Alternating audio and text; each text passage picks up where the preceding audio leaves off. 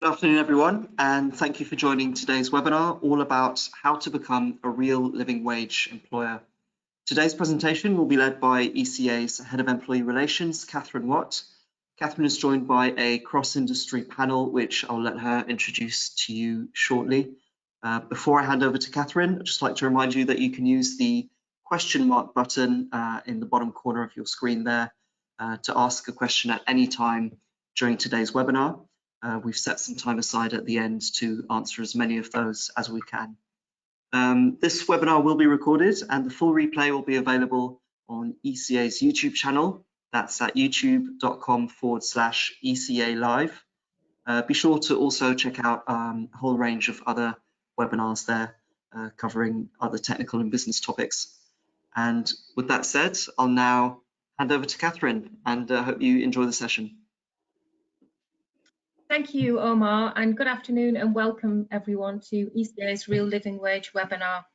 We've got some great speakers lined up for you today, and I'm confident that this will prove to be an informative session, not least given the careful forward planning on the part of ECA, which has ensured a perfect backdrop to this webinar, with the focus on wages provided by the Chancellor announcing today a 6.6% increase in the UK's national living wage.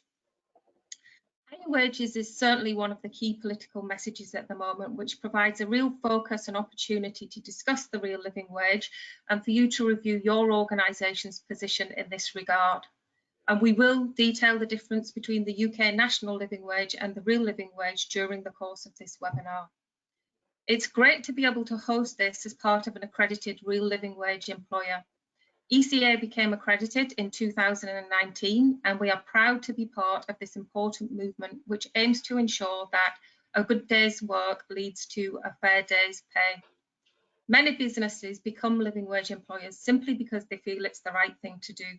But there are other reasons employers seek this accreditation, not least that a growing number of clients and main contractors are encouraging ECA members and other supply chain contractors to comply with the real living wage. It is one of an increasing range of social value measures that members are encouraged to consider adopting. In some circumstances, you may find you already meet the standards, which we will detail today, in which case formal accreditation can help publicise and demonstrate what is already being implemented. I hope you'll find this webinar informative and insightful, whether you want to learn more about the real living wage or wish to start the process of accreditation. I'm delighted to be joined by a panel of experts here to pass on their knowledge and experience. Firstly, we have Sebastian from the Real Living Wage Foundation. He will provide a brief history of the Real Living Wage campaign, how the living wage compares to the government's minimum wage, and how to become an accredited organisation. Secondly, we've got Helen Thornton from the Bristol City Council, who will detail Bristol becoming a living wage city, the benefits to employers of adopting this standard, and being a values-led organisation.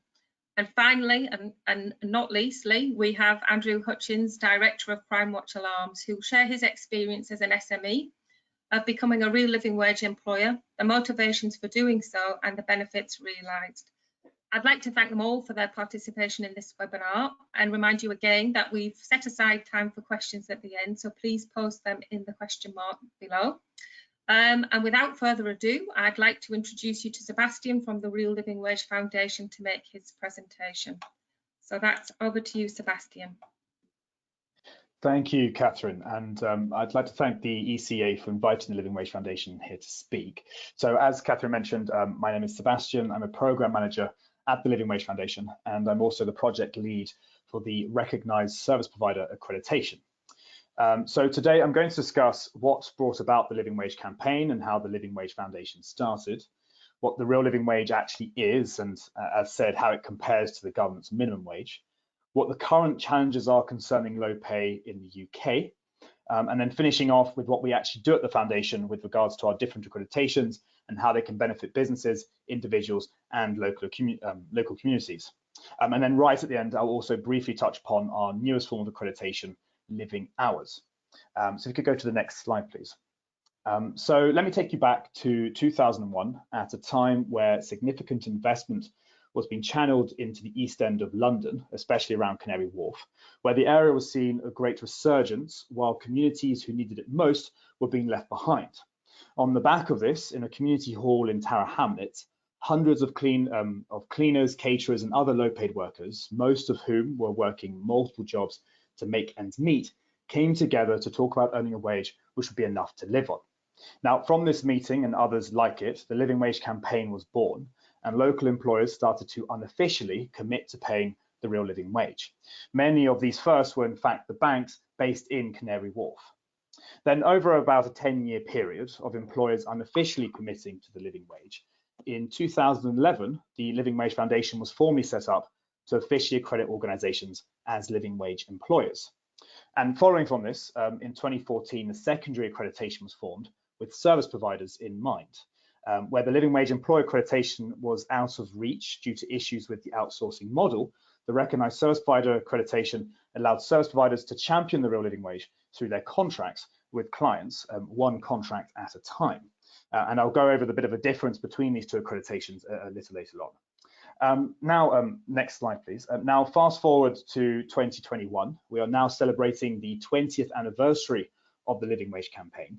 And looking back across these 20 years, together, the movement has put back over 1.5 billion pounds, it's gone up slightly, back into the pockets of low-paid workers. Next slide, please. So what actually is the real living wage? Well, the real living wage is the only voluntary rate of pay independently calculated annually according to the actual cost of living and based on a basket of household goods and services. Next slide, please. Currently, the real living wage rate for the UK is £9.50, while in London, it's a slightly higher rate of £10.85. And these both apply to everyone over the age of 18. And as you can see here, both of these are higher than the government's minimum wage and national living wage, which is set according to a percentage of median earnings. And of course, obviously, as mentioned, the new announcement about the increase of national living wage, and I'm happy to answer any questions about that later on, which I'm sure there will be. Next slide, please. So what does the Living Wage Foundation actually do? So we offer living wage accreditations to employers who demonstrate a commitment to fair pay and to their staff. We provide advice and support to employers to help them through the accreditation process. And we provide forums for employers to publicly back the living wage, such as during Living Wage Week in November each year, where we announce the new rates and celebrate the movement nationally. Next slide, please. But why is the living wage needed? Well, just over 5 million people currently earn below the real living wage, which equates to about 20% of all jobs in the UK. And as you can see here, women are disproportionately affected by low pay, while child poverty can be said to be more of a symptom of in-work poverty rather than unemployment. However, out of these challenges, the real living wage can produce tangible benefits for individuals as well as for businesses. And in fact, the next few slides show some quotes from some of the employees from living wage employers. So if you go to the next slide, please. Here's a quote from a security officer controller from a security company.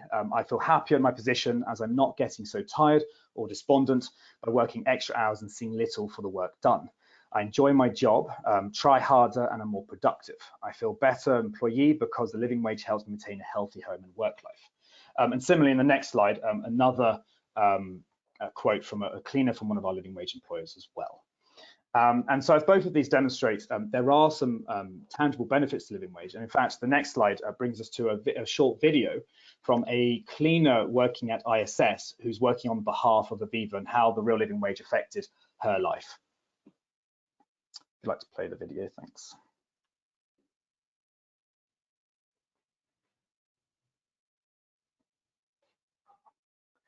I don't think there's any sound coming from it, unfortunately.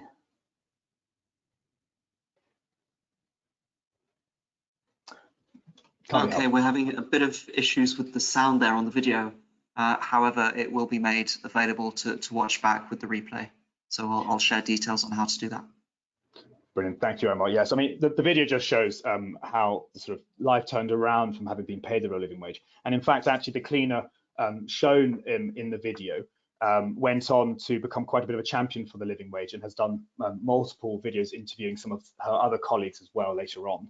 And I think what this shows is, of course, as a lot of organisations here in particular, I'm sure, it's not always about just paying the living wage to your directly employed staff, but it's also there's other employees who will also benefit, like the cleaners at organisations. So as much as there are benefits to individuals, there are also benefits to businesses, as shown here. And just to highlight some, so 93% of businesses who are signed up as living wage employers say that paying the living wage has benefited their business, while 75% of businesses saying that paying the real living wage helps with motivation and retention of staff. And particularly around at the moment with shortages of staff, the real living wage can definitely help with recruitment and retention. Next slide, please. So finally, getting into the two main types of accreditation we offer, and I'll explore a bit of the difference between them. So the first we have is the living wage employer accreditation. So we currently have nearly 9,000 living wage employers. Oh yes, next slide, please. Yeah, nearly 9,000 living wage employers. And in fact, you have some of our sort of largest, sort of most known ones here, but the movement's also formed of thousands of SMEs. So it's definitely possible for SMEs, just like large organizations, to sign up. Next slide, please. So to become a living wage employer, there are two main steps. The first is to ensure that all of your directly employed staff are being paid the real living wage from when you sign up. And the second is to have a plan in place for all of your third-party contracted staff to be brought on the living wage within 3 years. And this 3-year period allows for organizations to plan for the future. And this particular second step, as I mentioned before, is crucial, as often the low wages do come from the supply chain. Now, as I mentioned earlier, this full accreditation isn't always achievable for some service providers, as pay for directly employed staff can be dependent on client contracts. This is why we have the recognized service provider accreditation. If you'd like to go to the next slide, and I think the one after as well. Yeah, perfect. So we currently have just over 170 recognized service providers, and some of which you can see on the screen here, some of the larger ones. And to become a recognized service provider, there are two, well, the main element of it, which differs from a living wage employer, is that we don't expect recognized service providers to be able to pay all of their staff the real living wage. What we ask for is that recognized service providers have to submit 2 bids to a client, one being at the real living wage rate. Then it is up to the client to decide whether the real living wage is right for them.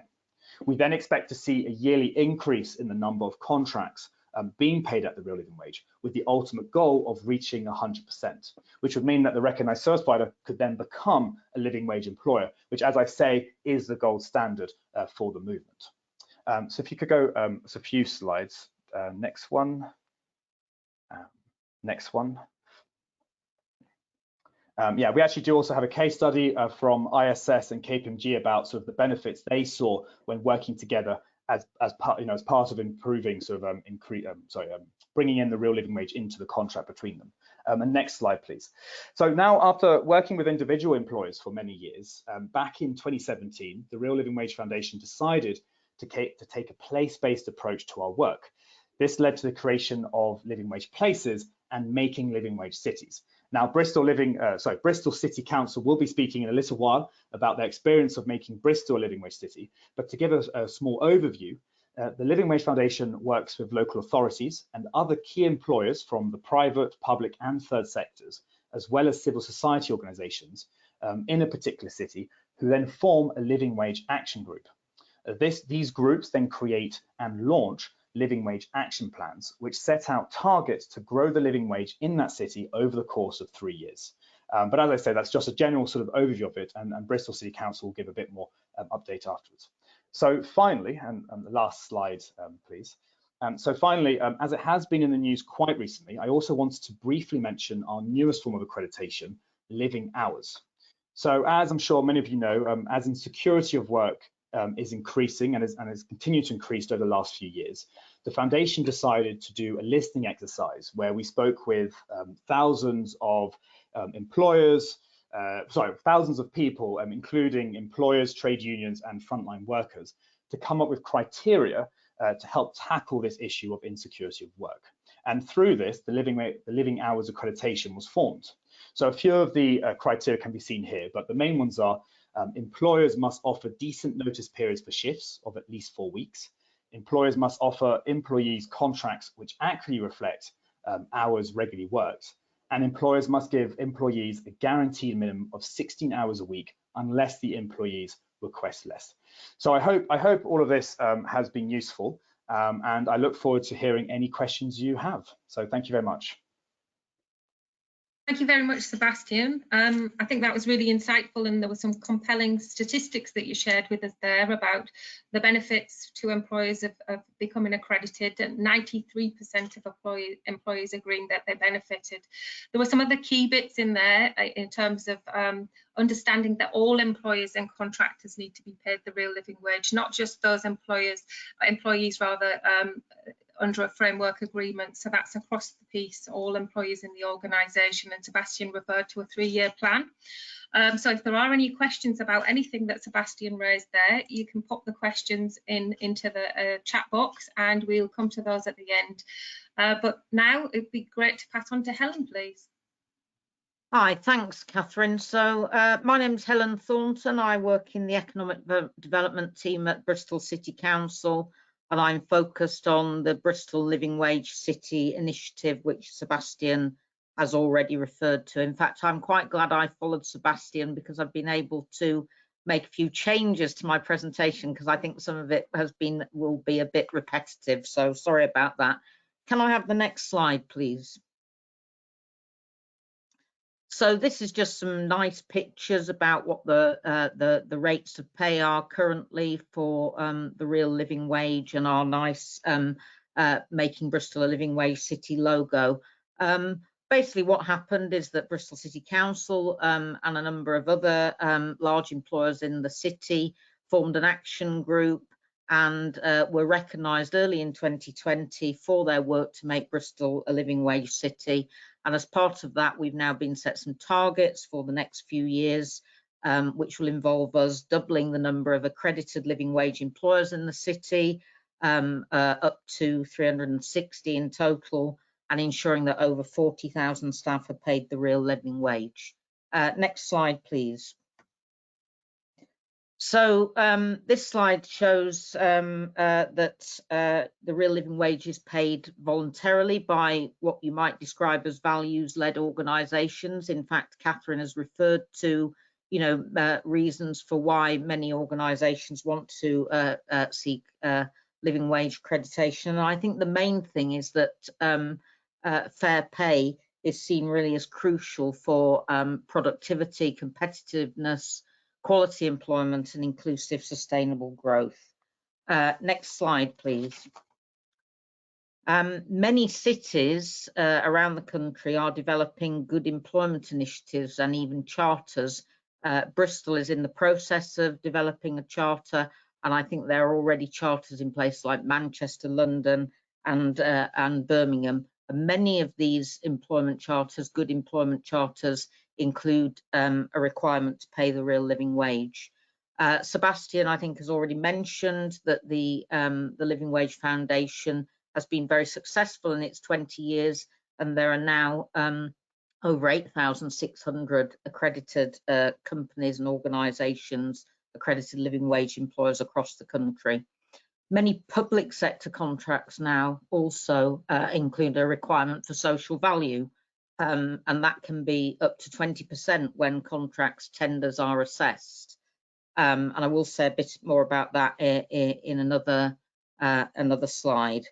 Next slide, please. So in Bristol, we have a social value policy, and social value, put simply, asks the question: if we're spending £1 on the delivery of services by contracting, to one of you great companies that might be listening to this webinar now, can we also use that pound to produce a wider benefit to the community? Can it help us address things like our environmental problems? Can it help us create jobs? And as part of our commitment in Bristol to reduce poverty and inequality, we want to support the creation and retention of high quality, sustainable jobs for local people, which pay at least the real living wage. If you apply or tender for a contract with Bristol City Council, you will be asked a number of questions about your rates of pay. And in order to get a contract with Bristol City Council, because we are an accredited living wage employer, you will be required to pay the living wage. If you don't do that, when you apply for the contract, we will be expecting you to pay the real living wage if you are successful with the contract. So next slide, please. So this slide really shows you how, and I think Sebastian's already talked a bit about this, how accreditations have gone up over the years. In 2013, there are about 6 accreditations in Bristol annually. That has actually risen now to 60. At the latest count, we had 236 living wage accredited employers in Bristol, and they were employing 27,000 staff. We've calculated that we have uplifted the pay of 3,660 people working in Bristol. So I don't think that's to be underestimated, really. Next slide, please. I'm not going to say too much about this slide because this is one of those slides which I'm afraid is very repetitive of one of the slides that Sebastian's already shown, which really talks about, the benefits in terms of your reputation as an employer. You get to, show the logo, the fact that it can really improve your recruitment because people want to go where there are better wages. It can help you stand out from your competitors if you're displaying that living wage logo and you're a living wage employer. And I think, we all know as employees that we tend to be more loyal to companies who pay and treat us well. And I think we stay longer in them generally. Next slide, please. So this slide really is about adding value, and as I've mentioned, as values-led organisations. So again, I suppose it's a bit repetitive from what I was saying earlier, but I think if you pay the real living wage, or you're a living wage accredited employer, it can help you attract staff and stand out from others. The Living Wage Foundation accreditation is a recognisable standard. Once accredited, you get to the rights to display the logo on your website, on your stationery, any sort of social media that you might use, just as in the same way that you may, for instance, have disability confident or investors in people standards. It's known that it leads to reduced HR costs because if you're not spending a lot of time recruiting staff, that's saving you money if more staff are staying.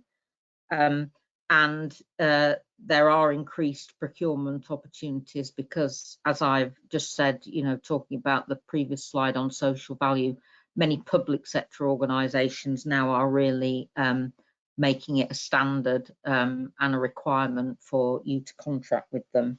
And the next slide, please. This is another one which I'm afraid is a bit repetitive from what Sebastian was saying in terms of accreditation. In Bristol, we've got a particular Living Wage Foundation contact, Dylan, who if you happen to be a company based in Bristol, we'll probably set you up with a meeting with her. But as Sebastian was saying earlier, the main thing is to look at your pay levels, make sure you're paying £9.50 an hour or more to those aged 18 and over. I don't think we've talked very much about the difference between that and the real living wage and the national living wage, but the national living wage, which the Chancellor has just put up today to £9.50, actually only applies to people who are 23 and over. Again, Sebastian's already mentioned you need to look at your contractors and what they're being paid, and then you fill out an application form for accreditation. It's actually quite cheap if you employ less than 10 people. It's only £60 per year, so that's quite a small amount to pay, I think. Next slide, please. This slide just shows you some of Bristol's accredited living wage employers. One of the things that I think is also really great for employers about living wage accreditation is you will be listed on the Living Wage Foundation's website, and any of your customers who might be looking for certain signs, of giving their custom to ethical businesses can look you up, and that's searchable by sector and by area. And then the last slide, please. So this is just how to contact us. If you are, I recognise that many of you're from all over the country for this webinar, but if you were in Bristol, you wanted to contact us about accreditation, our email is livingwage@bristol.gov.uk. And the Living Wage Foundation, if you just Google them, you can easily find them on the web. And I'm sure Sebastian will be providing his contact details for later. So thank you. I'm sorry some of it has been a bit repetitive. I think I should have liaised with Sebastian before before the webinar. So, but thank you for having me. Thank you, Helen. And it's not repetition; it's reinforcing the message, Helen. That's what you did there. Good. So that was really cool. And it was really great to hear social value put in such simple sort of and understandable terms, and the value to employers of being accredited to help demonstrate that social value in tender situations, and really looking at the fact that I mean, one of the facts that you relayed to us there was that 86% of people felt that there was an increase in reputation because of the accreditation. And when you think that, you know, the cost to that is potentially £60 a year, it looks like really great value. So thank you for that, Helen. And last but not least, we've got Andrew, who I think is going to be really valuable, because you're going to hear from an SME now and his experience of being accredited and how he found that journey. So Andrew, over to you. Thanks, Catherine. Good afternoon. My name is Andrew Hutchins. I'm a director here at Crimewatch Alarms, an ECA member located in South Wales. Firstly, I would like to thank the ECA for inviting me to the panel today. We've been a living wage member since 2016. Initially became a member due to a framework partner requesting we look into it. Since then, a lot of our clients actually come on board with living wage, and we actually get asked a lot more often now, are we members of living wage? With the support pack, when you remember, it's very easy to show how. You get you're listed on their website, you get certificates, etc., which you go forward to clients, proving your membership. We're seeing quite a lot more of it being on PQQs and ITTs lately, just asking the simple question, are we a living wage employer? Obviously, we don't have the benefit of knowing if this is actually marked at the moment, or whether this is just a reference point. But as we all know as SMEs, if it's on there, chances are, if you have got it, you're more likely to be in a position to obtain that contract than if you're not. From our point of view, electrical contractors get paid a higher rate anyway, in comparison with minimum wage, living wage, etc. So, you know, I don't see why we don't do it as employers. It's quite easy to do. You know, you just got to ensure your admin staff are getting paid the correct wage, higher than living wage. Most of our industry do. Most of the electrical contractors employ other trades. Again, usually higher paid than living wage. You know, you're employing specialists to do individual tasks. And to do this, you know, from our basis, all we actually did, we've got a subcontractor document pack that we send out to people who work for us. We actually just put another box on it. Are you a living wage employer? Tick yes or no. If they tick yes, brilliant. If they tick no, a phone call. Are you looking to become a living wage employer? You've got 3 years realistically. You know, is this something you're willing to do going forward? Again, like I mentioned earlier, if you've got two people, or two companies you're looking forward to working with you, if one does and one doesn't, surely the one is going to stand out more than the other. Apprentices is a big thing. Obviously, most electrical contractors employ apprentices. Apprentices are not included in the living wage. However, it's your decision whether to pay it or not. You know, obviously, we've got to appreciate it's a competitive market. If we're too expensive, we're not going to win. But, you know, if you're in a position to do it, do it. If you can't, there's no legislation at the moment says you need to. Why do it? Again, as probably mentioned by Sebastian and Helen today, retention of staff, attracting the best staff available, giving people the opportunity to save for a rainy day, and not having to worry about the basics, especially in today's market. And that's all from me. Thanks. Back to Catherine. Thank you, Andrew. Interesting to hear that actually you've seen an increase in being asked about the living wage. So that's something that continues to sort of occur in your sort of tenders.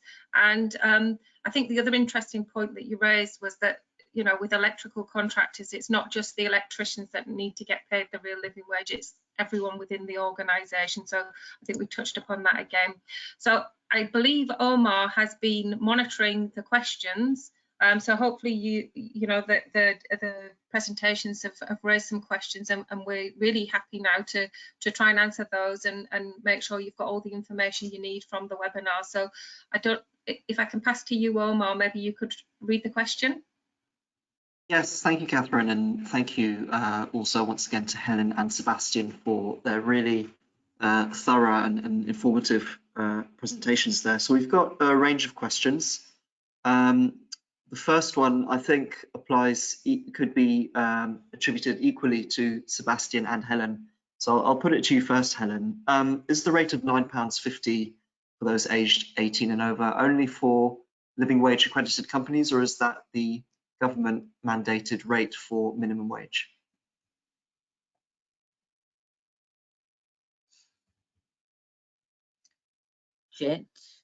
Oh, there we go.